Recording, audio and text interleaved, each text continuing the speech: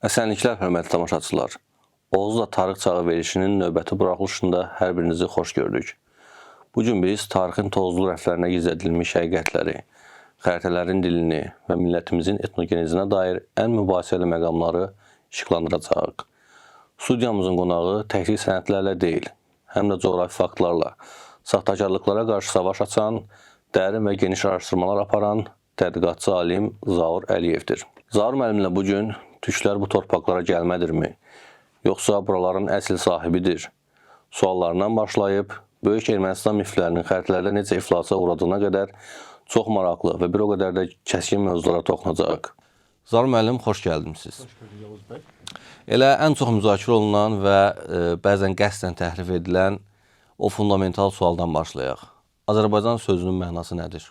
Çox sağ olun Yavuz bəy. Azərbaycan sözü necə yaranıb?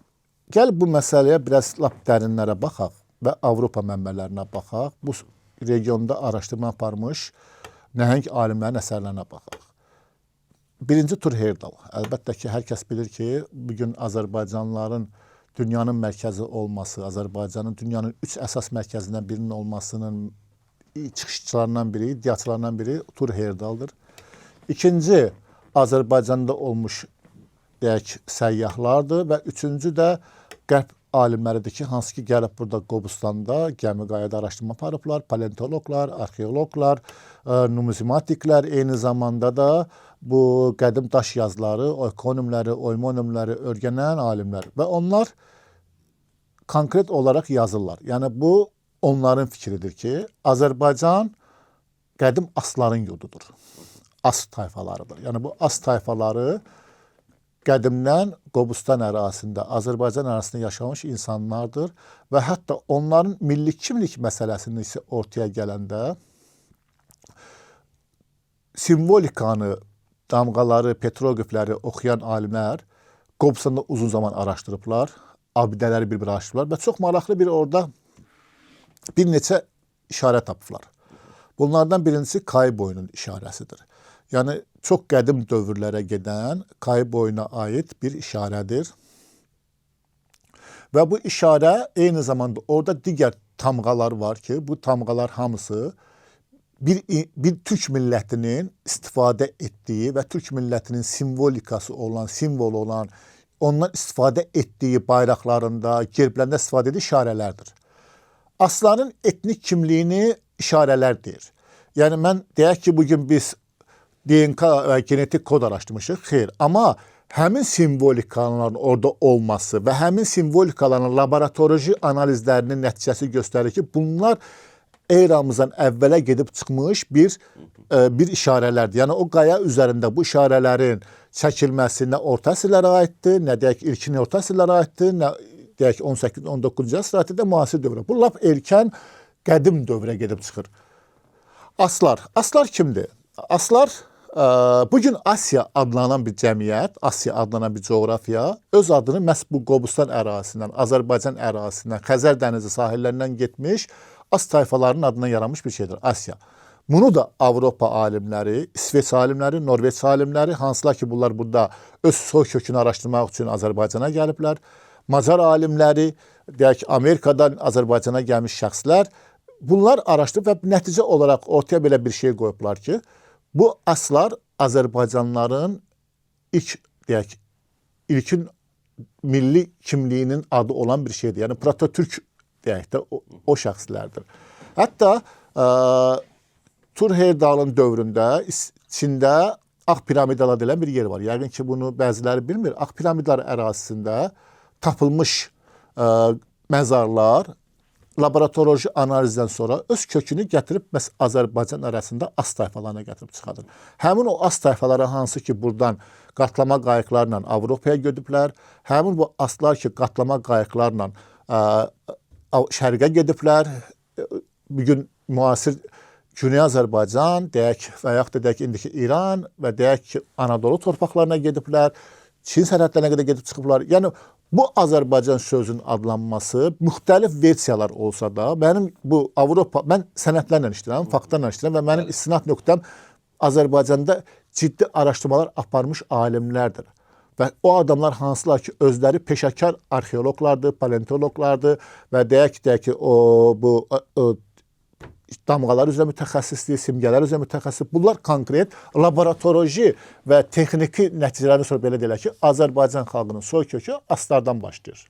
Bəs bu aslara biz Orta Asiyada rast gəlirikmi? O həmin eyni Aslar, tayfaya. bilirsiniz necədir? İnsanlar dərk eləməyə başladıqca ki, sayı artmağa başladıqca və insanlar, bilirsiniz, insan elə bir varlıqdır ki, hər zaman özünün rahat olduğu bir yeri axtarmağa çalışır. İnsanların sayı çoxaldıqca, yaşayış yeri darlaşdıqca insanlar köç etməyə məcbur olurlar.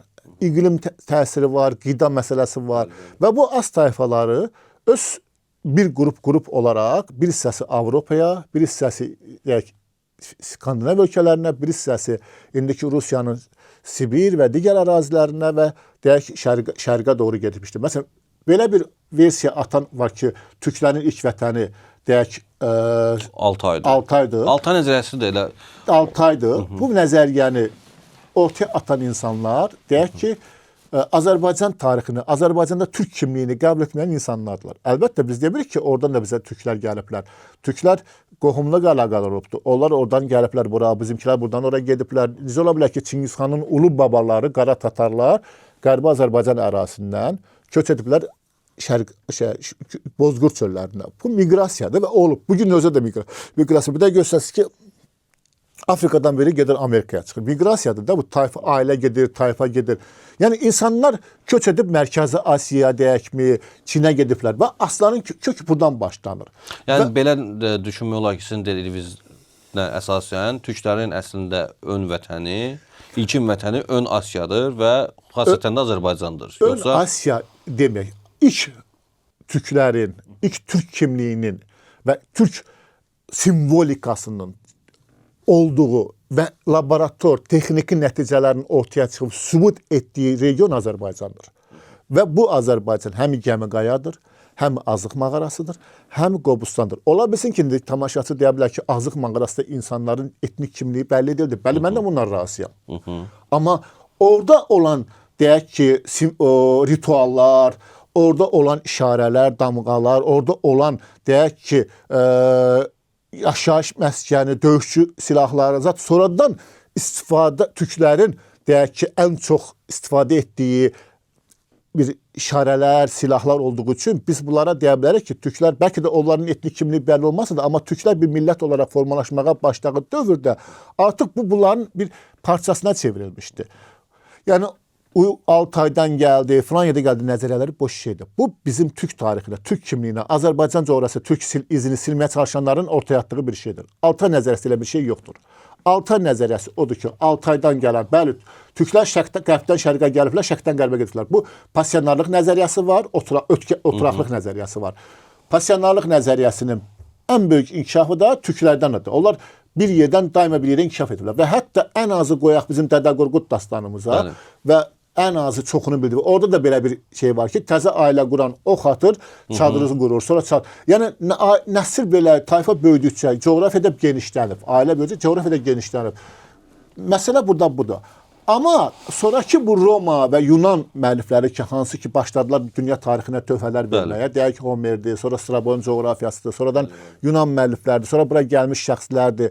Onlar bu coğrafiyanı S hərfindən adlanırlar. Bilirsiniz, ləhcə sözü var da. Məsələn, bugün bizdə S hərfidirsə, məsələn, onun tələffüz məsələsi. Məsələn, bugün Azərbaycan adı qərb almanlarda Azərbiçan gedir, İngiliscədə Azərbaycan gedir, türklərdə Azərbaycan gedir, farslarda Azəriyə gedir, ərəblərdə Azəri gedir. Məsələn, müxtəlif şeylər var da, ləhcələr şeylər var. Və o ləhcələr olaraq onlar buranı Aturlar adını mı başlayıblar? Atur tayfaları. Atur kimdir? Atur o da od deməkdir. Aturlar, od qoruyan türklər deməkdir. Məsələn, Bağbəkin oğlunun adı Atur olub.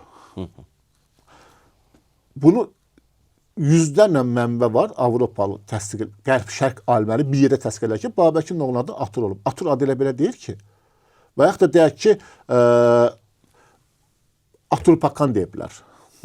Aturpatdan deyiblər. İndi bəziləri deyirlər ki, bu Atropatın adındadır. Bunu deyən adamlar çox-çox üzr istəyirəm, tarixdən xəbər olmayan insanlardır. Necə ola bilər ki, bir coğrafiya hansısa bir İskəndərin əskərinin adı ilə alsın.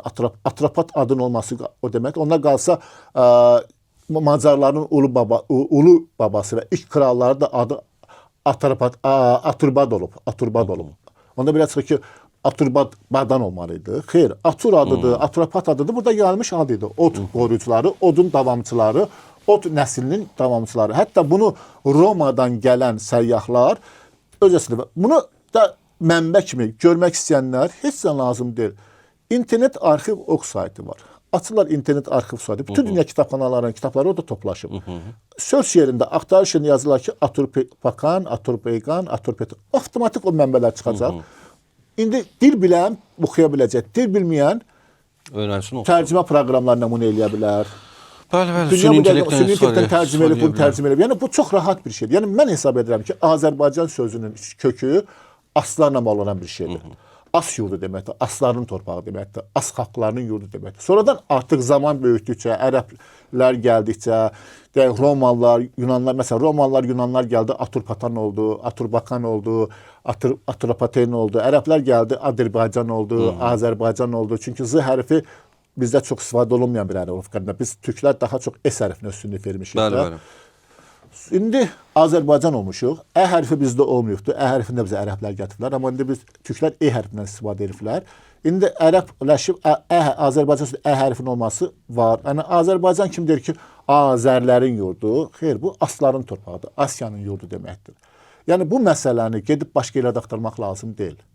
Azərbaycan as tayfalarının yaşadığı yurt deməkdir və bunun da tarixi neçə minlə çıxır. Sübut istəyirlərsə, Səlyanda Çadırlı kəndi var. Məzarlıq var, qədim məzarlıqdır. Keçsinlər ora, yaşı 2000-dən çox olan qəbirlər var. Qədim türk yazıları ilə orada yazılıb. Alp, burada filan Alp dəfn olunub. Burada filan, deyək ki, Atur dəfn olubdur, Ator dəfn olubdur. Qəbirlərsə bu yazılar var da. Sübut istəyirlər, mənbə daha birdən də istəyirlər. Gəlsinlər, geçsinlər. Bəs o qəbilə insancı dövrə aiddir? Hansı dövrə aiddir? 2000-ci illərdən əvvəl, 2000 il Bundan öncəyə aiddir. Geçsinlər Gəmiqayaya, Gəmiqayanın üzərində baxsınlar. Geçsinlər Qobustana. Karbon testi olubdu o dediyiniz? Hamısı olub laboratorda. Tək karbon testi, indi karbon testi köhnə bir şeydir. İndi bugün müasir texnologiya laborator analizi necə aparır? Məsələn, mənə gətirirlər, Avropada sənəd gətirirlər. Deyirlər ki, bu sənəd baxır, filan şey yazıb. Sənədin hər şeyi Oğuz bəy. Mütəxəssislər olmayan da cəmiyyət həmişə yalan tarixi imamı. Biz üzərimizdə işləyirik, kurslar edirik, öyrənirik və bilirsiniz necədir? Hər əsrin özünün yazı xətti var. Hər əsrin özünün əlifbasında hərfin işarələnmə sözü var. Məsələn, orta əsrlər əlifbasında deyək ki, düz xətt qoyub üstdən yazırdılarsa, biraz inkişaf etsə, artıq xətt altdan çıxmağa başladı. Ondan qabaqki dövrlərdə yazılar əyri-üyrü görsənirdi. Hər bir şey, kağızın materialı. Biz bilirsən ki, məsələn, bu kağız orta əsrlərə aid olan bir kağız deyil. Bu kağız sarı olmasına baxmayaraq, bilirsən ki, bu o deyil. Yəni, sonradan hazırlanmış kağız. Məsələn, ermənilər necə Hindistandan hazırlayıb kitabları dünyaya yayarlar ki, qədim kitablardır. Gelirsən, laborator görsən ki, bu kitabın vərəqin özü 19-cu əsr, 18-ci əsr aiddir. Necə ola bilər ki, bu onların dediyi kimi eramızda aiddir? Xeyr, bunlar ona görə bizim kimi tədqiqatçıların qarşısında səs çıxarda bilmirlər. Biz onların laborator nəticələrlə qoyuruq. Faktdan qoyuruq. İkinci halqa qruplardır. Halqa qrup, qan qruplarının. Məsələn, bugün Azərbaycanda 19-cu əsr, 20-ci əsrin əvvəllərində Avropalılar bir genetik test aparıblar. Gizlincə bir test aparıblar və onlar gəlib öz soy köklərini burada tapdılar. İkinci Dünya müharibəsindən öncə Almanlar gəlib burada bir genetik kod aparıblar. İnsanların genetik halqa qrupu. Və bütün halqa qruplar göstərir ki, bütün Asiya və Avropaya yayılan türk genetik kodlarının başlanğıcı məhz buradır. Azərbaycan coğrafiyasında Qarabağ, Zəngəzur, deyək, bu Xəzər dənizi sahilləri, bir də cənub, bir də şimal bölgəmiz. İndi bugün biz şimal deyirik. Məsələn, orada bir Urmiya var, Təbriz var. Yəni, indiki siyasi coğrafiya yox. Bir coğrafiyanın qanıdır. Etnik coğrafiyası. Yəni, DNK kodu, halqa qrup millətin kökünü kimini göstərir də və çox çıxan nəticələr hamısı budur ki, bu halqa qruplar RH qrupu, türklərin ən çox istifadə RH qrupu bizdədir. Yəni, bu xalqın tərkibindədir. Yəni, sizin dediyinizdən belə nəticə gəlmək olar ki, o zaman ortaya atılan Altay nəzəriyyəsi tamamilə... Nə Urmiya nəzəriyyəsi düzdür, nə Altay nəzəriyyəsi düzdür. Əsas nəzəriyyə budur ki, asların torpağıdır. Mən bunu Zaur Əliyev olaraq yüzlərlə, minlərlə mənbəyə baxmışam, yüzlərlə alimlərlə söhbət eləmişəm. həmin sənədlərin analizini aparmışam, həmin sənədlərin deyək laborator analizini, texniki analizini aparmışam. Bunun müxtəlif yollarla sübut alimlərin çıxışına baxmışam, tutuşturmuşam. Biri belə deyib, biri belə deyib deyə fikrimi axtarıb tapmağa çalışmışam. Və nəticə budur ki, uzun illər nəticəsi budur ki, Azərbaycan Asiya torpağıdır. Azərbaycan qədim ilk türk kimliyi formalaşması burada baş veribdir. Türklərin deyək böyük köçü buradan başlanıbdır. Qərbi Azərbaycan torpaqlarından tutmuş, Anadoludan deyək ki, Anadolu torpaqları bizim torpaqlardır. Sonradan bu indi Osmanlıların əlinə keçib də Təbriz, Urmiya və digər bölgə Qobustan, Gəmiqaya, Naxçıvan və bu zonadan olan insanlar bir neçə istiqamətdə miqrasiya ediblər. Bunu məsələn 12-ci əsrə aid İsveç saqası var. Onun hazırlayıb təqdim eləyəndə Snorri Sturlusondur, İsveç alimidir və bu gün İsveç dövləti olaraq həmin Snorri Sturlusona belə pərəstiş edirlər, sitayiş edirlər. Adam yazır ki, bizim soy kökümüz aslardır və biz Qobustan ətrafından gəlmişik. Amerikalı filosof, dünya alimli filosofdur. Hətta onun mən məqaləsində tapdım. Həmin Denis adlı bir alimdir. Onun məqaləsində tapdım. Onun qəzetin özündə gətirdim Bakıya, sonra qəzetin özünü yüklətdirdim, sayta paylaşdım. 19-cu əsrin Amerikada qəzetdə yazır ki, bütün dünyanın kökü Asiyada, Qobustandan, Asiyadan başlayır, aslardan başlayır. Yəni bunun mən deyim ki, Zahir Əliyevdir, ya Ziya Bünyadov deyir, biz gülə bilərik qıraqda. Amma bunu Avropalı qərbli alimlər deyirlər. Çünki onlar mütəxəssislər. İndi bizim arxivlərə çıxışımız yoxdur bugün, bizim dünyaya çıxışımız yoxdur. Bəli. Onlarınki var. Zaman bir də bir şey soruşum sizdən. Qədim Şumer, Elam, Etrusk mədəniyyətlərində türk izi varmı? Onlar türkdülərmi? Çünki o barədə bildiyiniz kimi çoxlu spekulyasiyalar gedir də belə deyək. Bəziləri deyir türkdür, bəziləri deyir xeyr türk deyil. O barədə hansı araşdırmalar aparmısınız? Bilirsiniz, Elamı deyə bilmərəm. Mən açıq deyim, ona çox araşdırmamışam. Amma Şumerlərlə bağlı Gilgamış dastanı, əlbəttə ki, bizim bugün əlimizə gəlib keçmiş Gilgamış dastanı bir çox türk xalqlarının dastanlarının başlanğıcı kimi göstərilir. Məsələn, Gilgamış əfsanəsi sonra da məsələn Zərdüştün Avestasının öz əksini tapıbdır. Bizim Dədə Qorqud dastanında da öz əksini tapıbdır. Məsələn, Gilgamış və yaxud da deyək Beyrək, dillik suyu axtaran deyək ki, məsələn bunlar hamısı məsələn Manas dastanında da öz əksini oxşar adətlər var. Qırğızların eposunda var. Yəni Şumerlərin əfsanələrinin bu regionda türk xalqlarına çox olması onu göstərir ki, bunların ilkin türk prototiplərinin Şumerlərlə bağlı olub. Məsələn, Şumer əlifbasının bu günlərdə mən bir Rusiyalı tədqiqatçı var, Şumerologdur. Onun əsərini oxuyurdum. Orada bəzi sözlər, demək ki, böyük əksəriyyət sözlər, yəni bizim bugün istifadə etdiyimiz sözlərin demək olar ki, məsələn, hansı sözlər var? Ən çox istifadə olunan ata, ana, qardaş, bacı, rəqəmlər, 1, 2, indi biz 2 deyirik, onlar başqa feillər. Məsələn, təsəvvür çox maraqlıdır ki, həmin yazı dil üslubu şərqdən və uzaq deyək, Sakit Okean ətrafından, Sibirdən Tayqa qədər bu sözlər ümumi işlək sözlər olublar. Şumerlərin harda olmasını bağlı olaraq məsələ burada budur ki, region olaraq hərə bir fikir irəli sürür. Biri Mesopotamiyanı göstərir, biri nə bilim Avropa, Orta Asiyanı göstərir, biri nə bilim Avropa göstərir. Amma Şumerlərin daha çox oxşar abidələri və deyək ki, istifadə elədikləri əşyaların çoxu Azərbaycanda arxeoloji qazıntılar tapılmaqla Azərbaycan ərazisində də bunlar tapılır. Mən demirəm ki, onlar Azərbaycanda yerləşirlər, amma Azərbaycan ərazisində Şumerlərə aid arxeoloji tapıntılar var, yazılar var, şeylər var. Bu məsələ bilirsiniz də Oğuz müəllim. Lingvistlər və tarixçilər bir yerdə işləsələr, daha rahat bir şey tutulur. Məsələn, mən çox təəssüf ki, lingvist deyiləm, amma mən lingvistlərlə birbaşa işləyirəm. Məsələn, mən bir şey tapanda göndərirəm oraya və mənim əldə etdiyim sənədləri lingvistlərimizə göstərdikcə onlar da təsdiqləyirlər ki, yəni Şumer dilində istifadə olunan çoxların sözü bizə bağlıdır. İndi elamı da biz türkləşdirsək və ya da dikləşdirsək bu biraz şey çıxmaz, amma mən Şumer məsələsini araşdırmışam. Şumer əlifbasında güzgü metodundan istifadə olunur. Məsələn, bugün Şumer əlifbasını güzgün qarşısına qoysaq, Şumer əlifbasını yazısını qoysaq, güzgüdə oxunanda eyni mənanı ifadə edir də məsələsində. Türklər eyni mənanı ifadə edən sözlərdən çox istifadə ediblər. Şivə məsələsi var, deyək ki, bəzək əşyası var, oradan bizə qalan. Özü Şumerə bildiyim qədərlə özlərini kəngər adlandırdılar. Kəngərli məsələsini sonradan ortaya çıxartdılar. Kəbirli, kəngərli məsələsidir. Onlar Avropalılar olaraq başqa qruplar. Məsələn, Kavar adını veriblər, Kabar deyirlər. Amma biz araşdırırıq ki, bunlar kəngərli, kəbirlidir, kəngərlidir də. Ola bilsin ki Şumerlərin varisləri, Kəngərlər onların bir varisi olaraq vaxtilə o deyək xaosdan xilas olmuş bir insanlar olublar ki, köçüb gəliblər bu coğrafiyada.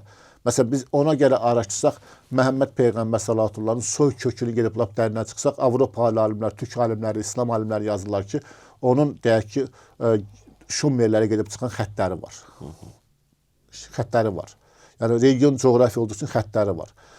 Yəni bu xəttlər ulu babaların xəttləridir ki, məsələn orada olubdur. Yəni indi nəsillər dəyişir də. Biri sizə iqlim dəyişir, təbiət dəyişir, coğrafiya dəyişir, sima dəyişir. Məsələn bir Azərbaycanlılar apar Çində yaşat özü Çinliyə oxşaması da bir 3 nəsildən sonra uşaqlar Çinliyə oxşamaya başlayacaq. Çünki qida məsələsi var, şey var. Ona görə də bu məsələlərini bir qədər araşdırmağa ehtiyac var. Amma mən hesab edirəm ki, Azərbaycanda güclü Şumeroloq yoxdur.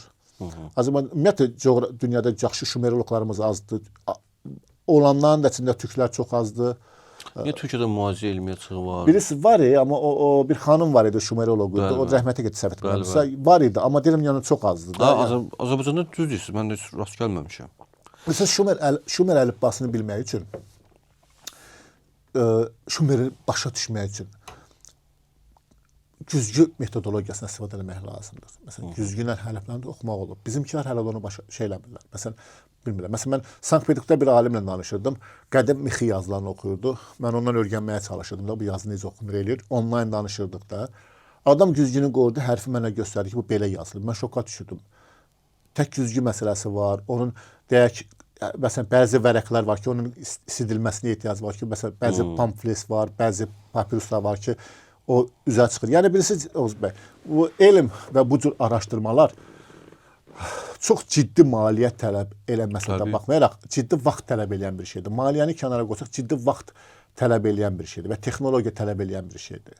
Məsələn, sənin yaxşı pulun olmasa da sən bunu araşdıra bilərsən. Amma texnikan olmasa mümkün deyil. Məsələn, deyək ki də, məsələn, gedirsən bir abidəni araşdırmağa. Abidəni araşdırırsan, sənin əlində olan texnika imkan vermir ki, sən bunu effektiv şəklini çəkə bilərsən ki, sən onu böyüdüb. Amma qərblilər və deyək ki, peşəkar şeylər elə peşəkar fotoaparatla gəlib çəkirlər ki, elə peşəkar avradan istifadə edirlər ki, məsələn, nöqtəsinə qədər onu göstərə bilir. Çox heyf ki, bizdə bu texnoloji şeylər azdır. Bəs qədim dövr tarixi ilə bağlı hansı manipulyasiyalar var? Məsəl üçün, Alban məsələsi. Biz Alban mirasa sahib çıxa bildikmi? Ümumiyyətlə, bu Albanlar kim idi? Ənənəvi olaraq qəbul olunmuş məsələ odur ki, 26 tayfadan ibarət olublar. Bilirsiniz necədir Oğuz? Yəni, bir də bir şey soruşum. Sovet tarixşünaslığı ilə müasir tarixşünaslığımızın tarixə baxışı eynidirmi? Nə fərqlər var? Eyni zamanda da bunu ilə Albanların üzərində misal göstərək. Biraz gənc dövlətçilik, yəni. Ondan qabaq da bizim torpaqlarımızda dövlətlər olublar. Məsələn, biz gedib dərinə çıxsaq, burada indi tarix kitablarında Kutilər yazılır, Lulubilər yazılır. Hər amma bunlar Rusların ortaya atdığı şeylərdə İskitlər var, bundan qabaq İşquz şeylər var, sarmatlar var, saklar var. Bugün dünya alimləri Azərbaycanın sarmatların vətən olduğunu iddia edir.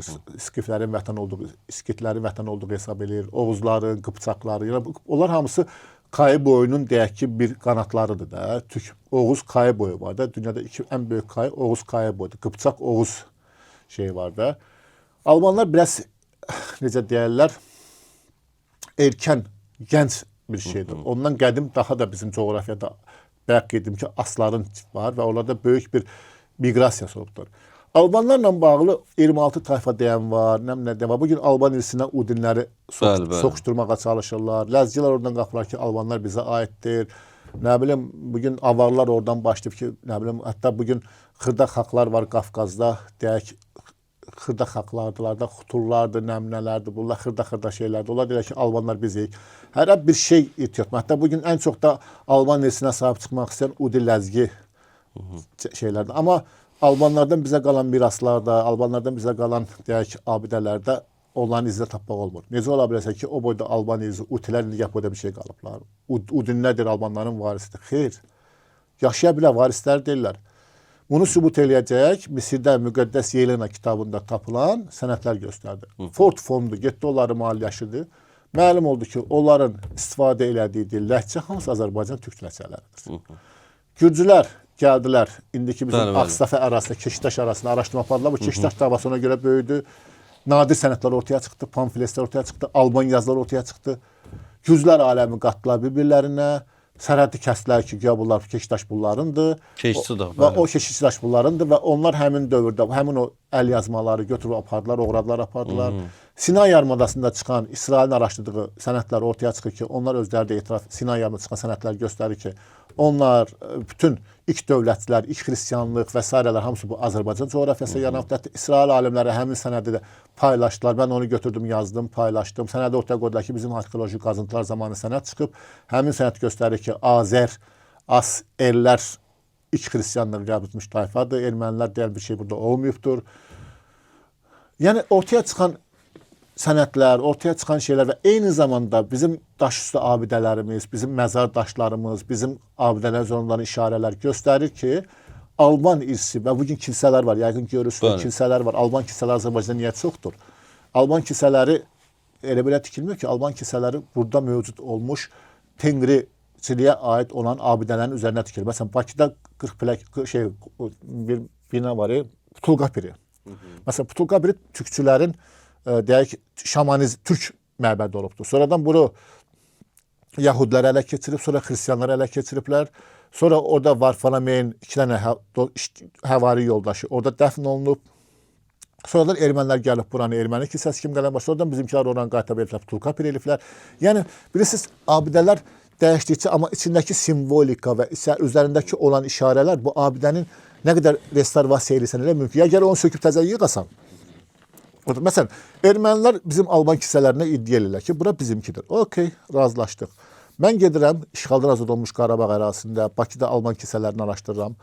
Erməni mənbələri deyir ki, erməni memarlığı, əzbər bilirəm, oxumuşam, erməni memarlığı və erməni memarlığı ilə aşı, erməni kilsə, deyək, artefakt deyək, tikilləri, həmişə qapıları, pəncələri üzü günəş batana tərəf olubdur. Amma türklərin tikdiyi abidələr həmişə günəş çıxan tərəf olubdur. Günəş birinci gəlib pəncədən içəri girməlidir, altara dəyməlidir, sonra qapının üzərində olmalıdır. Və eyni zamanda türk memarlıq, Alman memarlıq üslubuna görə bizim bir qapı olub. Amma erməni kilsəsində həmişə arxa qapı olub ki, bunlar qaçmağa bir şey axtarsınlar.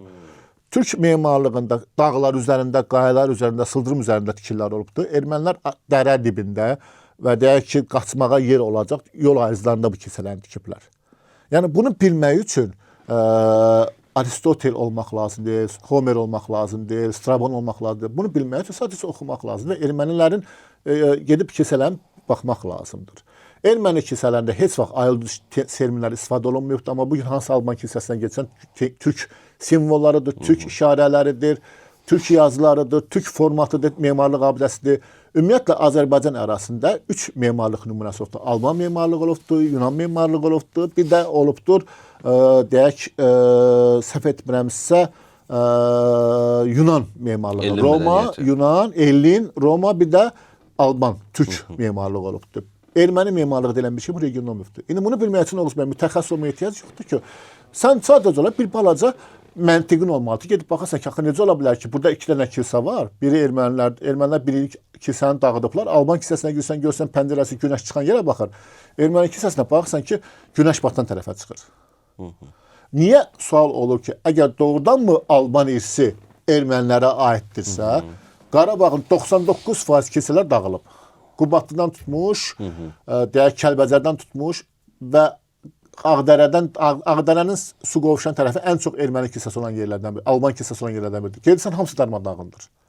Xudavəngi də saxlayıblar ki, böyük memarlıq möhtəşəm olubdur. Onun da özlərinə sonradan əlavələr ediblər, amma orada araşdırma aparanlar, dəqiqliklə, mən özüm orada olmamışam, amma olanlar çəkil və sübut olunub ki, bu işarələr nədir? Məsələn, ermənilərin Qarabağ tikdiyi, sonra işğal dövründə Qarabağda tikdiyi bütün tikillərin üzərində türk simvolikası var. Hətta mən getdim Xan kəndində bir 3-4 gün qaldım, abidələr araşdırdım Şuşada.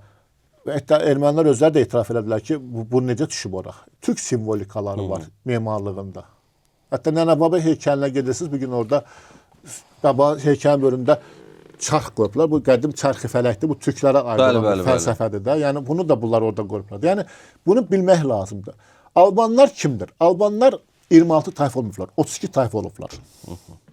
Və bu Alban tayfalarının hamısı türk tayfaları olublar. Yəni Alban Şimdi- ümumi adıdır onların, yoxsa necə? Albanlar nədir? Albanlar Çünki sözünüzü başını kəsirəm. Mən Qazaxıstanda bilirəm ki, Alban adında Rus günü bu gündə var. Yəni günü bu gündə Alban tayfası Qazaxıstanda mövcuddur. birisi tayfa başqa şeydir. Alman bir ittifaqdır. Mən onu demək istəyirəm ki, yəni Azərbaycandakı ittifaqdır. Bəli, Oradakı məsələn, amma sırf baxın, tayfadır. Almaniyada Prusiya, şeydətdə Lotaringiya, Elzas bunlar birləşdilər, bir Alman xalq yaratdılar. Pruslar özlərinə Prus deyirlər, Avstriyalılar özlərinə Avstriya deyirlər, Macarlar özlərinə Macar deyirlər. Almanlar özlərinə nəsə deyirlər, Alman deyirlər. Bu birləşdi bir Almaniyada yaradıldı. Orada yaşayan xalqlar birləşdi bir Bismarckın sayəsi bir Almaniyada. Otto von yaradıldı. Bismarck. Eləcə də o vaxtı Qafqazda yaşayan, Azərbaycan coğrafiyasında yaşayan türk tayfaları birləşdilər. Burada Qarqarlar da var idi, Bayatlar da var idi, Tatarlar da var idi, Qara Tatarlar da var idi, Oğuzların bir parçası da var idi, deyək 32-lər də var idi. Bunlar birləşdilər, bir dövlətçilik ənə qoymadılar. Dövlətin adının Alban olmasını bu ümumi deyək ki bir ittifaqın adı idi, birləşdirici bir adı idi. Avropa mənbələri yazırlar ki, Alman hökmdarlarının ətrafında da türk sərkərdələri idilər. Ən çox da tərəkəmələr olublar. Məsələn, Sasanların da ən çox istifadə etdiyi tərəkəmə olublar. Çünki tərəkəmələr Hunlar və Göytürklərə qarşı sipər çəkə biləcək, döyüşə biləcək yeganə güclü tərəkəmələr idi. Hətta bunu Türkmən təkə Türkmənlər də onlar da bizim babalarımızdır da. İndi 32-lər olubdu, Qarqarlar olubdu. Məsələn, bizim Qarabağ arasında Ağdam mənim doğuldum, Qarqarların yurdu olubdu. Yəni bunu da tək biz yox, bunu həm Yunan müəllifləri, həm Rom müəllifləri, bizim türk müəllifləri, Əmərət müəllifləri deyirlər. Alman bir ittifaqdır. İttifaq yaranmış dövlətin adıdır. İndi mən durum deyim ki, tam əminəm ki, bunun adı Albaniyadır. Yanılmış ola bilərəm. Amma Avropa və dünya elmində bu Kafkazyan Albaniyadır da, Albaniyadır. Biz bunu istifadə edirik, dünya terimindən istifadə edirik. Bugün dünya elminə yeni termin gətirmək çox çətindir. Bəli, bəli. Ona görə də bugün mövcud olan adlardan istifadə etməyə çalışmalıyıq. Məsələn, Albaniya, Atropatena, əslində siz Atropatena da deyildi, amma Atropatenadır, yəni bu terminləri istifadə edir. Albaniya burada yaşamış 32 türk tayfasına məxsus bir birlik idi. Xırda xalqlar olublar. Amma məsələn, mən durum deyim ki, indi dövlət o dinlərdən istifadə edirsə, o dinlərə şərait yaradırsa və xristian icmasına toxunmursa, mən durum deyim ki, Albanlar o dinlər, Albanların babalarıdır. Xeyr. Utilər, o dinlər deyilən bir anlayış Alban şünaslıqda, Alban tarixində yoxdur. Uti adı gedib bir neçə yerdə, Utinin də indiki o dinlərə heç bir aidiyyatı yoxdur. Bəs indiki o dinlər kimdir o zaman? İndiki o dinlər xristian xalqlardır və zamanla gəlib burada coğrafiyada məskunlaşmış insanlardılar da. Xristian xalqları burada, Malakanlar da gəlib də vaxtilə burada. Ermənilər də Qafqaza köçüblər də. Yeri gələndə Azərbaycanda yaşayan bir çox az-saylı xalqlar hamısı orada bura gəlmədilər də. Başqa ərazidə gəliblər. İndi burada 300 il, 500 il yaşamaqlarına baxmayın, bu torpaqlarda onların aborigen olmasını sübut eləmir ki. Hansısa bir belə olanda mən deyirəm, gedək qəbir daşı araşdıraq, məzarlığa gedək. Bir 300 illik mənə qəbir göstərin. Sizin işarələrlə yazılan ona bir qəbir göstərin mənə. Bir qəbir göstərin ki, sizin milli simbolikanız o qəbrin üstə var. Yəni artefaktlar yoxdur da, onu da Heç nələri yoxdur. Sadəcə olaraq nələri var? Haküləri var. Bir şeylə kimdə başlayırlar. Azərbaycanda multikulturalizm pozuldu, diskriminasiya pozuldu, türklər şovinistdir. Bunların əlinə mən özümə türk deməyə qorxuram. Bunlar kimi adamlar, bəs baxırsan, adam, sən Babəkə türk demək bu Azərbaycanda təhlükədir. Şahsmana türk demək bu ölkədə təhlükədir. Albanlara türk demək bu ölkədə niyə görə təhlükədir? Ona görə ki, bunlar başlayacaqlar ki, Azərbaycanlılar bizi qırırlar, şovinizm. Nə şovinizm? Mən olduğum babamın adını sənə olduğu kimi deməyim. Mən kimliyimi sənə deməyim. Mən deməyim ki, mən türkəm. Sənin xətrinə deyəcək, cəhənnəmə görə dəysin. Mən türk olduğumu danım sənə görə. Bəs nə deməklər? Bunlar deyirlər ki, biz Azərbaycanlı millət deyil. Azərbaycanlı bir coğrafi məkki anlayışdır da. Bu siyasi bir termindir, Azərbaycanlı anlayışı. Dilimizə gətirilib edərlərdən qabaq ki, Azərbaycanlı adına görə gətiririk ki, kiminsə xətrinə dəyməsin. Hamını birləşdirici olsun. Amma mən özümə türk deyəndə niyə qorxmalıyam səndən? Ay, məsələn, deyək, hansısa bir xırda xalq, indi at səhməki kimi xətrinə dəyməsin də. Sosial şəbəkədə yazsan ki, mən türkəm, adamlar başlayırlar şey eləməyə. Azərbaycanda şovinizm deyir, Azərbaycanda millətçilər hər şey alıb. O qədər həyasızlıq edirlər ki, adam dilin soxur, qarnı oturur. Bir sözlə kim deyirlər ki, bizim torpaqdan sizin Azərbaycanda qədər şəhid olubdur. Hə, qurban olma o şəhidlərin ruhuna. O qazilərin ayaqlarının altında ölüm. Amma bu əsas vermir ki, mən öz kimliyimi səndən danım. Bu ölkənin, coğrafiyanın bünövrəsi türkdür. Gövdəsi türkdür. Ürəyi türkdür. qolu türkdür, ayaqları türkdür, adəti türkdür, hər şey türkdür. Amma sən gəlirsən, mən nədir ki, bir şey olan kimi dərhal sosial şəbəkədə paylaşırlar, şikayət eləyəcək, adını işarələyirlər, başlar söyüş yazmağa. O söyüşləri eşitməyin dərdindən, o deyək kiminsə qəlbinə dəyməyin xətirindən səsini kəsib oturursan yerində. Ki, mən türk deməyə qorxuram. Mən Azərbaycanlıyam, mən Azərbaycanın dilini qoyuram, mən türk oğlu türkəm, Azərbaycan vətəndaşıyam mən. Amma türkəm, qanım türkdür. Mən kimliyimi, mən əgər o multikulturalizm, tolerantlıq, mənim kimliyimi, mənim kökümü danmağa xidmət edirsə, mən onu qəbul etmək istəmirəm. Amma mən türkəm də, qardaş, nə qarım? Babam budur, babamın babası budur. Mən Budug olsam da bundan fəxr edəcəydim. Xutul olsam da bundan fəxr edəcəydim. Rutul olsam da bundan fəxr edəcəydim. Fransız olsam da bundan fəxr edəcəydim. Mən türk millətiyəm də. Mən öz kimliyimi niyə danmalıyam? Mən durum yalandan deyim ki, yox, mən kürdəm. Mən kürd deyiləm axı. Kim kürdlük olsun. Öz kürdlüyünə fəxr edirsə, mən də onu öz fəxr edirəm. Çünki mən sevinirəm ki, bir insan öz milli kimliyini, kodunu bilir. Amma artistlik eləmir. Gizlətmir. İndi türk pərdəsi altında bu da çaqqallar böyüyüblər ki, yetişiblər ki, Tabii. adamlara baxsan kimliyi, etnik kimliyi də bəllidir. Qarışıq 77 nəslinin onların nəslində işləmiş, 77 dənə tayfa onların nəsli üzərində işləyib, gəlib bunlar çıxıblar, ortaya çıxıblar. Amma mənim soy köküm təmizdir axı. Kürdün özünə kürd deyənin soy kökü təmizdir axı. Özünə belə məhəbbətlə talış deyənin soy kökü təmizdir axı. Qardaş, qurban sizə. Mən yenə deyirəm, türk deməkdən qorxmaq lazım deyil. Mən yenə təkrar edirəm, əgər o multikulturalizm, tolerantlıq, Azərbaycançılıq və nəçilik mənim türk kimliyimi danmağıma xidmət edəcəksə, mənim təzyiq atacaq ki, türk demə, mən heç onları qəbul etmək istəmirəm. Mən millətçi deyiləm, şovinist deyiləm, mən necə deyərlər, Kamçatkaya gəmi çatdı demirəm, mən türkəm, türk olduğumla fəxr edirəm. Mənim öz millətim, öz kimliyimi, qanımla fəxr edirəm. Mən öz qanımla fəxr eləməyəcəmsə, mən Əlbəttə ki. başqa millətlərə, başqa torpaq, başqa xalqlara hörmət eləyə bilmərəm. Bu torpaq türk torpağıdır. Bunu realda qəbul edək. Əgər bu torpaq sizin torpaq olsa da, tarixin hansısa bir səhifəsində, tarixin hansısa bir sənədində, tarixin hansısa bir qaranlıq tozunun altında, bir coğrafiyasında, bir xəritəsində, bir kitabəsində, bir daş yazıçlarında, bir məzar daşı üstündə bir işarə olardı da, bir yazı olardı da, bir hərf olardı. Yoxdur axı da. Olmayan şey, necə mən deyir, Babək türk deyil, Babək filan millətdən olub. Qardaşım, nə yaxşı. Bir dənə bir sənət qoy, bir dənə bir fakt qoy ortaya ki, Babək bu dildə, sizin dildə, dediyiniz dildə bircə cümlə nəsə deyil. Bəs əksi arqument var mı? Məsələn, Babəkin Yüzlərlə, türk minlərlə arqument var. Məsələn, hansılar Babək var? dövrünü araşdıran Avropalı alimlər var. Mən hətta bir neçəsini paylaşmışam. İndi bu yaxınlarda kitabda çıxacaq Babəklə bağlı. Minlərlə arxiv sənədidir. QR kodla qoymuşam mənbələri. QR kod bilirsiniz nədir? Bəli, bəli. Açacaqsan kitabı, telefonu vuracaqsan üstünə, həmin mənbə çıxacaq ortaya. Cəsarətlə bunu deyirəm. Cəsarətlə deyirəm. Cəsarətlə bu kitab müəllifi, yeni kitab müəllifi kimi cəsarətlə deyirəm. Babək türk idi. Və Babəkin türk olması yəni mənbələr deyir ki, Babəkin adəti də, ənənəsi də, hamısı türk kimlərdir. Babəkin yoldaşının adı Banu idi. Anasının adı Mahru idi. Atasının adı Abdullah idi. İndi o İslam 100 il yarmışdı da. Oğlunun adı Atur idi. Babək inancı indi hələ bir cür yozur. Biri yozur ki, gələm, belə olubdur, belə olubdur, ruhun cipsindən keçməsi olubdur, ruhun cipsindən. Bəli. Gedib bir neçəsi ərəb dilin yaxşıdır, ərəb mənbəsi ola bilər ki, ərəblər düz deyirlər. Xeyr. Babəkin yoldaşı Banu, baş kahin idi. Tanrıçılıq məbədinin baş kahin idi. Babəkin onun evlənməsi proses xəttində, sistem üstünlüdür. Ay, arvadı bundan xoş gəlirdi. Bu götürüb ərəb mənbələrinə yazılır ki, ya Babəkin arvadı, Cavidan arvadı bundan xoş gəlib. Yalan söhbətdir. Bu proses belə idi. Sədr, lider kiminsə, baş kahin ondan evli olmalıydı. Всё, bitti. Bir şey soruşum sizdən, Zarman. Deməli, İran və ətraf ərazilərdə yaranan türk dövlətləri, məsəl üçün, Böyük Səlcuqlu, elə Qaraqoyunlu, Ağqoyunlu, Səfəvilər, Əfşarlar, Qacarlar, bu dövlətlərin hazırda nə üçün İran onların varisi kimi çıxış eləyir? Tarixdə İran adı dövlət olmayıb. Yəni, İran deməyək, daha doğrusu, Farslar yaxşı. Fars adlı xalq olmayıbdır. Farslar 16-cı, 15-ci Şah Abbas dövründə Fars Pers kimliyini gələn taciklərdir. Bunu mənbələr deyir. Pers başqa bir şeydir, dədə. Fars başqa bir şeydir. Pers Sasanilərdir.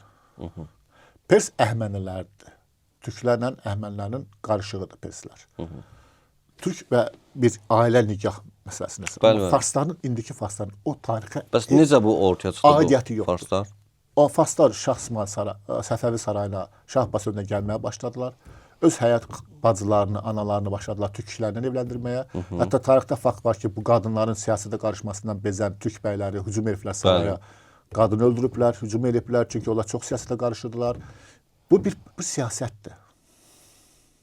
İndiki İran adlanan bir coğrafya, indiki Fars deyək, adlanan bir sistem, tarixi olmayan bir 16-cı əsrdən ayına getməyəcək bir millətdirlər. Bunlar özlərini, kimliklərini göstərmək üçün bunları o coğrafiyada yaşamasını bəhanə edərək adlarına götürürlər. O vaxt Bakı yaşanası şəhər deyildi. Bakı bir dənə qaladan ibarət idi. Gəncə idi, Qəbələ idi, deyək, Beyləqan idi, böyük şəhərlər idilər də. Bunlar ən böyük şəhərlər, bunlar sayılırlar da. Təbriz, amma bunların ən böyüyü Təbriz idi. Təbriz ən böyük şəhər idi və Təbrizin əhalisi 50 minə çatıb. Hətta Teymurləngin, Əmir Teymurun İstanbula gedəndə Təbrizə törətdiyi qırğından sonra geri qayıdanda görüb ki, yeni cəmaatının sayı 50 minə çatıb. Əhali sayına görə, communication yollarına görə, deyək, ticarətinə görə Təbriz həmişə paytaxt olub. Təbriz bugün işğalda İran, Fars rejimlərindədirsə, İran ona sahib çıxa bilməz ki, Təbriz Azərbaycan şəhəridir. Bütün mənbələrdə yazır ki, Təbriz türklərin şəhəridir.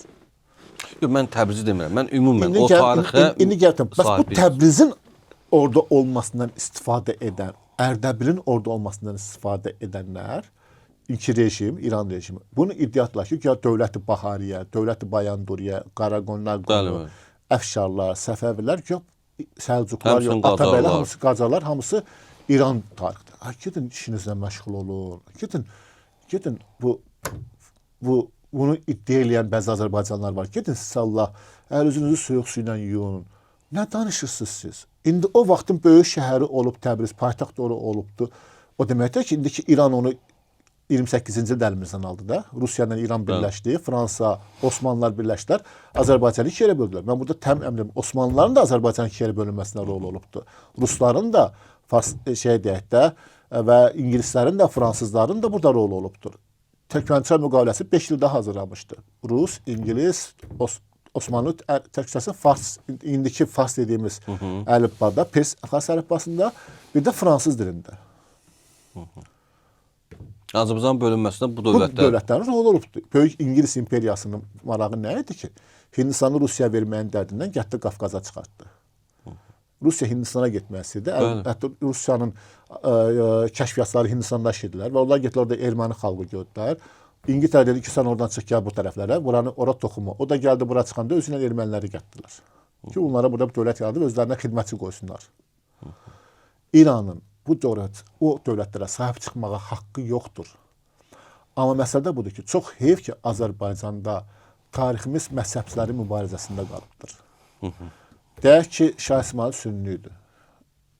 Şiə idi. Düşməndir. Əslində Şah İsmayıl şiə yox, qızılbaşı olub. Məsələn, qızılbaşlıq başqa bir fenomen, amma bu cür deyirlər. Babək ərəblərə qarşı savaşıb, İslama qarşı savaşıb. Düşməndir. Nadir Şah düşməndir, əfşardır. Əksinə Nadir Şah həm sünni şiəyi birləşdirməyə çalışırdı. Cəfəri təriqətini çalışırdı. Düşməndir. Atabəylər düşməndir. Dost kimdir? Azərbaycanı işğal etməyə gələn ərəblər. Bunlar o qədər savvadsız, o qədər bu təriqətlərin, məzhəblərin kölgəsində böyümüş, yal yemiş insanlardılar ki, adamlar öz tarixini götürüb aparıb, elə tənqid edirlər ki, İran da görür ki, burada onlar tənqid edirlər, aparıb, gəlib İran, Azərbaycana sahib çıxmağa çalışır. İranların geçsin, Qasım Süleymanın çıxışı var internetdə, Xamneyinin çıxışı var, ondan qabaqki Əhməd Nicadın çıxışı var, İran generallarının çıxışı var, Sepahın generallarının çıxışı var. Onlar deyirlər ki, Şah İsmayılın müzadiyyəti yoxdur. Şah İsmayıl türkdür. Biz coğrafiyaya sahibik, millətə sahib deyilik. Şah İsmayıl türkdür. Amma gəl burada hansısa bir regional məktəbdə, hansısa bir regional dərs deyən, Türkiyədə bir müddət yaşayıb, Əməvi olub, Əməvilərin təsirinə düşən, 5 manat, 3 manat puldan ötürü özünü bunların yalın yalayana çevrilən bəziləri, istəyir Bakıda, istəyir regionda, istəyir Azərbaycan arasında, istəyir xaricdə. Deyirlər ki, Babək düşməndir. Soruşsan, nə qarıb Babək sənə? Ərəbləri qırıb. Ərəb gəlib burada bizim Azərbaycanlara şərt qoyanda, türklərə şərt qoyanda ki, ya İslamı qəbul edin, ya da qadınlarınızın birini bizə verin. Sənin qeyrətin onda oyanmadı. Amma indi Babək ərəb öldükdə qeyrətin oyandı. Babək üsyanı nəyə görə baş verdi? Babək nəyə görə Cavidan üsyana qalxmışdı? Nəyə görə Əbu İmran üsyana qalxmışdı? Onlar üsyana qalxmışdı ki, dövlətsizlər, xeyr. Ərəblərin gətirdiyi yeni qaydalara qarşı çıxırdılar. Qeyri-müsəlman töyücsansa vergi verirdi. Amma axırda gəldilər, gördülər ki, cəmaatı şeyim, gəldilər ki, atımızı yemləməyə yer verin. Okey, ərəbə bir dənə ev yaradın. Okey, axırda gəldilər, qərar çıxartdılar ki, hər öz evindən bir qadını bir ərəbə versin. Şəhvət hisslərini söndürmək üçün. Cəmaat ayaqüstə durar. Buna kim etiraz eləməz? Hansı millət cəmaat qalxdı, getdi dağlara çəkildi, başladılar mübarizə aparmağa. Və bu mübarizə böyüdükcə siyasi xarakter almağa başladı. Ondan sonra ərəblər o qanunları geri götürdülər. Ki, cəmaat şey eləməsin. Məsələ də burada budur. Sənin xoşun gələr, sənin ay filan kəs, ulu baban aparsın kiməsə öz arvadın, batsın, qızın versin. Bəlkə sən qəbul edə bilərsən, bəlkə sən onu yeyə bilərsən, amma bizim cəmaat onu yemədi. Və üsyanlar baş verdi. Eynicə də Həllac Mənsur üsyanı. Ki, hamı Həllac Mənsur üsyanı dini xeyr. Cəmaat ərəblərin gətirdiyi qaydalara qarşı çıxırdılar. Sonra nə oldu? Səlcuqlar, Atabəylər gəldi, Səlcuqlar gəldi. Bunlar da bilsin nədir? Mən sizə söyləyeyim. Bu, indi biz elə bir xalqıq ki, Oğuz bəy, elə bir millətlik ki, biz tək başına bir dövlət qurmağa layiq bir insanlar. Məsələn, bir dənə siz, məsələn, bir hansısa bir götürə bir, deyək, Anar adlı bir şəxs, adam özünə yurt qurur, gedir harasa, burada ətrafını qohum əqrabasını yığır, dostunu yığır və özünə bir ailə yaradır. O vaxtda Səfəvilər bir ailə, böyük bir ailənin hakimiyyətə gəlməsi idi. Əfşarlar da böyük bir ailənin hakimiyyətə gəlməsi idi. Bayandurların da, Baharların da. İndi hansı ailə öz qohum əqrabasını tayfa yaradır, sonra da böyüdübsə, burada nə var ki, nə pis nə var ki? Zalmən, bu həmin dövrdə, məsələn, Səlcuqların özündə dövlət dilinin fars dilində olması, yaxud da tacikcə olması, daricə olması, bunun səbəbi nə idi? Bilirsiniz nə idi məsələ? Azərbaycanda uzun müddət yazışma dili ərəb dili olub. Çünki ərəblər hakimiyyətdəydilər. Ümumiyyətlə, elmin dili ərəb dilində olub. Çünki bizim yazılı ədəbiyyatımızı məhv ediblər, yazı stilimizi məhv ediblər. Bizim Azərbaycan xətti haqqında 4-5 cür mənbə var. Bizə Qaraman türkləri deyirlər, Uyğur yazısı deyirlər, türk deyirlər. Bunu Avropalı, Amerikalı, qərbli şəkli bütün alimlər deyirlər ki, hətta məndə 17-ci əsrə aid Bibliya var, Matfeyin İncili. Çox güclə o kitabı gətirmişəm Bakıya, PDF-inə. Özünü vermədilər. Qaraman türkçəsində, türkçə, indi bizim başa düşdüyümüz türkçədir. Açırsan kitabı qabağına qoysan, 17-ci əsrin Bibliya, Matfeyin İncilidir. Oxuyursan. Öz necə bizim indi oxuduğumuz kitabı oxursan, başa düşürsən. Fransızlar yazıblar. Fransız keşiş gəlib burada kəşfiyyat aparıb, onu bizim dildə yazıb aparıb, yazılmış kitabı aparıb. Və o şey də vardı, erməni əlifbasına yazılmış qıpçaq duaları da var. Erməni əlifbası deyil o, o kopyasıdır. Onlar hamısı bizim türk əlifbasına yazılıb.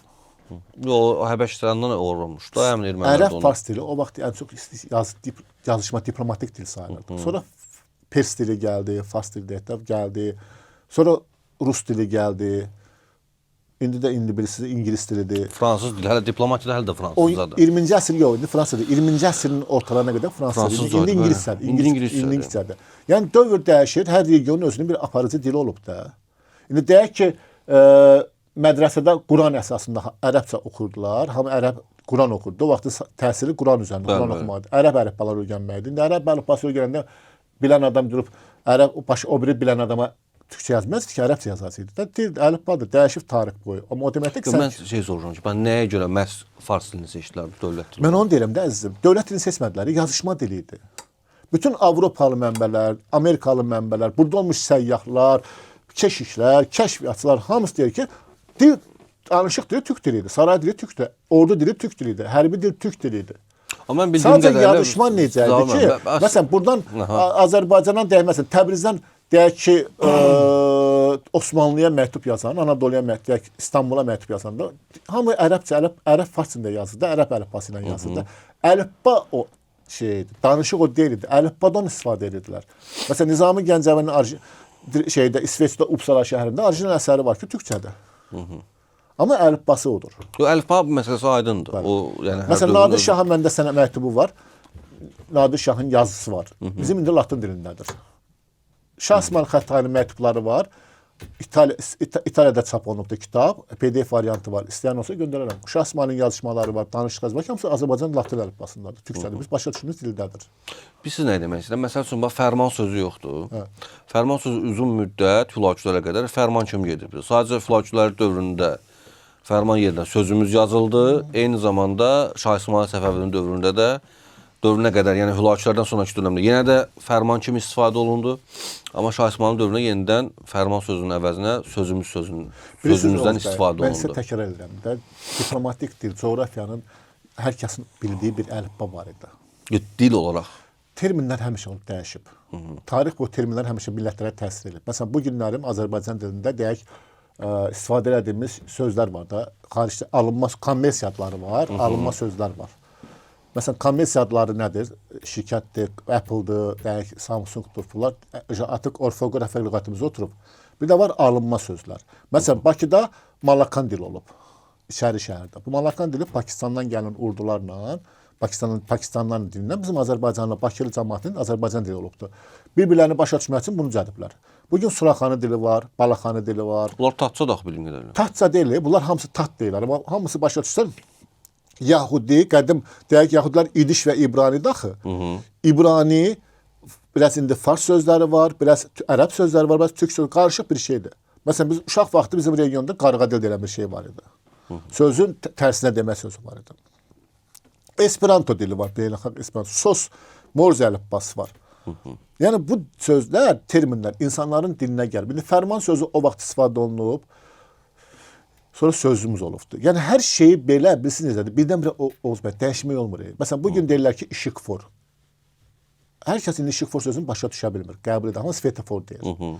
Və yaxud da deyək ki, paltar əsə, şpilka. Şpilka sözü dilimizə gəlmir, amma bunun əsl adı deyək, ipəzordur, ipi as, ipi as, ipi asan. Amma kim bugün ipi asan istifadə edir ki? Hələ də bugün biz üstündən bir net çəl keçib, içəri şərə Baksovet deyənlər var. Hələ də üstündən nə qədər keçib, Bayraq meydanına Musabeyev parkı deyən var. Koroğlu Əzbəyov deyənlər. Koroğlu Əzbəyov deyənlər var. Yavaş-yavaş bunlar zamanla dəyişəcək. O vaxtda təsir çox, dillər çox təsir, alınma dillər, kommersiya dilləri çox təsir edir bir-birlərinə. Məsələn, ən çox bundan kim istifadə edir? Tacirlər. İpək yolu üzərində yerləşmişik. Tabii. Bütün şərq-qərb bizdən gəlib keçib. Ona görə də gələn hər özünə bir termin gətirsə nə olacaq? Dəyişəcəkdir də. Məsələn, deyək ki, Oğuz bəy, getdin İngiltərəyə, sana deyəcək ki, hello my brat, how are you? Sən o deməyəsən ki, I am fine, I am good. Deyəsən ki, okay. Okay sözü artıq bəşəri bir sözü də. Və yaxud da alo sözü. Biz alo sözünü dəyişək. Alo sözü telefonu ixtira eləyənin həyat yoldaşının adıdır.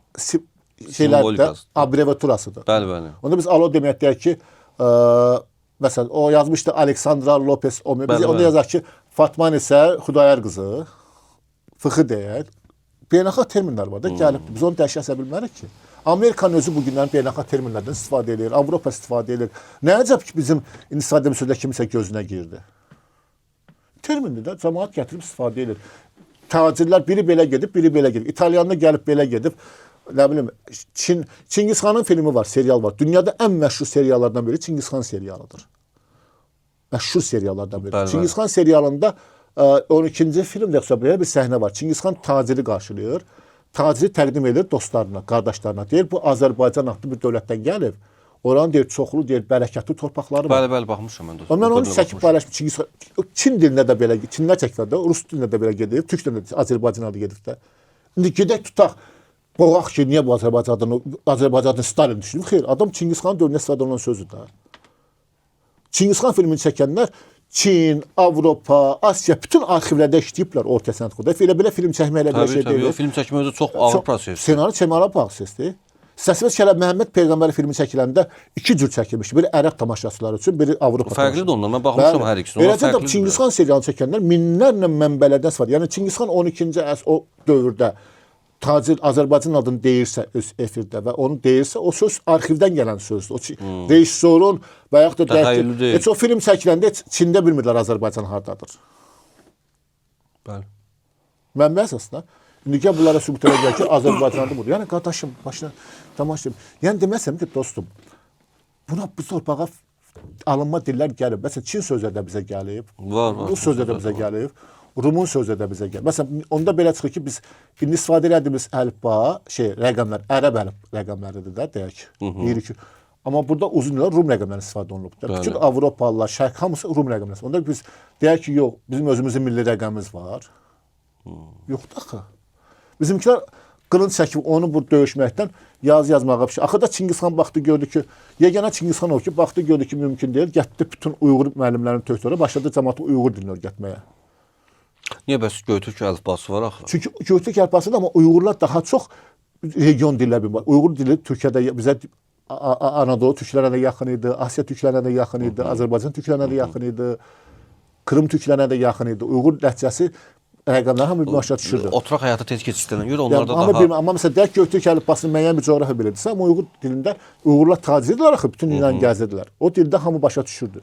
Çingizxan uşaq deyildi ki, Çingizxan dünya fatihi idi. Bir də Zar müəllim, sizdən bir şey soruşum mən. Türkmənistan müqaviləsi bildiyimiz kimi, bir də onun barədə söhbət açdıq. Təbii ki, bunun mənfi tərəfləri də var Azərbaycan üçün. Müsbət tərəfləri də varmı nəsə? Türkmənistan müqaviləsinin Oğuz bəy, bir dənə sual verirəm. Azərbaycanda orijinal neçə nəfər oxuyub? Bax, bu sualı bir dənə tamaşaçına da verək. Türkmənistan müqaviləsi bəxt dedim ki, 5 dildə yazılıb. Onun Rus nüsxəsi Sankt-Peterburqda dəyişdirilib. Ora erməni sözü əlavə olunub. Fars nüsxəsi deyək, Qazarlar orada erməni sözü əlavə olunub. Amma fransız nüsxəsində, İngilis nüsxəsində erməni sözü yoxdur. Xristian əhali sözü var. Türkmənistan müqaviləsində Azərbaycan adı fransız nüsxəsində gedir. Gürcüstanda da gedir. Amma niyə biz indi bizə təqdim olunanda da bunu adı getmir? Çünki bizim bədbaxt otağından qırağa çıxmayaraq, pəncərədən çölə baxmayan bəzi tarixçilərimiz, bəzi alimlərimiz çox bədbaxtdılar. Adamlar tərcümə kitablarını oxuyaraq elə bilirlər ki, tərcümə edənlər düz yazırlar. Sənədin orijinalını oxumayan, sənədin orijinalını görməyən və ən azından bu xarici sənədi bir rahat əli ilə toxunmayan, gözü ilə toxunmayan insanlar tarixdə necə danışa bilərlər? Yəni dediyiniz kimi orijinallarında... Türkmənistan müqaviləsinin orijinalda erməni sözü yoxdur, erməni adı yoxdur, Azərbaycan adı gedir və xristian əhali sözündən gedir. Və maraqlı məsələ burada budur ki, Türkmənistan müqaviləsində belə bir bənd var. Bu xristian əhali İran, Qacar dövlətindən Osmanlı torpaqlarına getmək üçün müvəqqəti olaraq bu Qərbi İrəvan ərazisində yerləşdiriləcəklər. Müvəqqəti yerləşdiriləcəklər. Onu yayımlamışsınız mı siz onu? Yazmışam, xeyrək yazılarım var. Avropada çıxmayan məqalələrim bununla bağlı, Asiyada çıxıb jurnallarda məqalələrim, internetdə axtarış versələr Türkmənistan müqaviləsi Zaur Əliyev çıxacaq minlərlə, yüzlərlə yazım var mənim. Sənədini özüm qoymuşam mən. Fransız nüsxəsinin sürətini qoymuşam ki, girin baxın ki, burada erməni sözü yoxdur və bu miqrasiya Azərbaycana yox, Osmanlılara gedəcəkdi. Onlar mane oldu bizim torpaqlarda bu ermənilər məskunlaşdılar, xristianlar məskunlaşdılar. Osmanlılar olmasaydı, indi türklər bu coğrafiyada erməni yox idi. Hətta bugün özündə erməni xəritələrinin, dünyadan çıxarılan bütün nadir çıxan xəritələrdə Ermeniya sözü belə bəzi şeylərdə. Qafqazda deyil, Türkiyənin arasındadır. İndiki Türkiyənin arasındadır. Özü də yüzlərlə elə xəritələri ifşa eləmişik. Bugünlərdə bir yazı paylaşmışdım. Ermənilər bəhbəhlə dünyaya yaydığı bir xəritəni paylaşmışdım. Sübut elədik ki, biz faktla sübut elədik ki, o xəritənin orijinalını gətirdik. Böyük pul verdik, gətirdik o xəritənin orijinalının kopyasını, paylaşdıq ki, sizin paylaşdığınızda Armeniya sözü var, xəritənin mənbəsində bu söz yoxdur. Daha sonra orta əsrlərdə ora Turkomaniya da gedir axı. Turkomaniya da gedir, Tartariya da gedir, Sarmatiya da gedir bizim ərazilərimiz. Bax dedim axı, Azərbaycan da gedir, Atropatenə də yazılır, bütün xəritələrdə eynidir. Dəyişməyən Kura Araq sözüdür. Kura, Kür və Araq sözüdür. Qalan xəttlərdə məsələn Alman mənbələri bizə Aser yazırlar. Məsələn bu günlərdə bir xəttə paylaşmışdım 13-cü əsr ayında. Xəzər dənizinin ətrafını Aser torpağı kimi qeyd eləmişdi. Mən sosial şəbəkəmdə, Facebook, TikTok hamısını paylaşıram. Mənbəsini də qoyuram, linkini də qoyuram. Girsin, baxsın. Zaur müəllim, bəs bir maraqlı sual verim sizə. Deməli, bildiyimiz kimi 18-ci əsrdə Avropada dövlətlər birləşməyə başlayırdı. Daha doğrusu xalqlar birləşərək öz dövlətlərini qururdu. Almaniyadır, İtaliyadır və digərləri. Bəs necə oldu ki, həmin dövrdə Azərbaycanda Nadir Şahın ölümündən sonra bildiyimiz kimi müxtəlif xanlıqlar yarandı. İndi bu cür hazırki Azərbaycan tarixşünasında bu cür qəbul edilir. Çünki amma bəziləri deyir ki, o qeyri-qanunidir, həmin xanlıqların yaranması. O barədə dəyərli fikirlərinizi bizimlə bölüşərsiniz. Bilirsiniz, mən xanlıq dövrünə müsbət baxmıram. Yəni o vaxtı Gəncə, Qarabağ, Quba, Qarabağ, deyək İrəvan, Naxçıvan, Naxçıvan, Qarabağ, Şəki, deyək Şamaxı, Şamaxı, Bakı xanlıqları, Qaradağ xanlığı, Talış xanlığı arasında həmişə mübahisələr olurdu. Gəncə xanı ilə Qarabağ xanı bir-birlərinə savaşıblar, İrəvan xanı ilə savaşıblar, Qarabağ xanlığı Naxçıvana hücum edib, Quba xanlığı Şəkiyə, Şəki xanlığı Bakı xanlığı bura. Yəni bilsin necədir? Bu bizim millət biraz çox üzr istəyirəm ifadəmə görə bir qazanda iki qoçun başı qaynamaz. Bizim millətdən başqa heç bir millətdə yoxdur söz. O söz bizim millətdə var ancaq. Yəni bu da çox psixoloji şey oldu. Məsələn Fətəli xan gəldi Şəki xanı ilə dostluq eləməyə çalışdı. İraqlı ilə birləşdi Şəki xanı, Fətəli xan öldürdü. Qarabağ xanlığı Naxçıvan xana savaşdı. Şamaxı xanı götürdü, deyək ki, Şamaxı Şirvan xanlığı götürdü. İbrahim xanın qardaş oğlunu diri-diri öldürdü. Talış xanlığı orada yıxılanda heç bir xanlıq köməyə getmədi.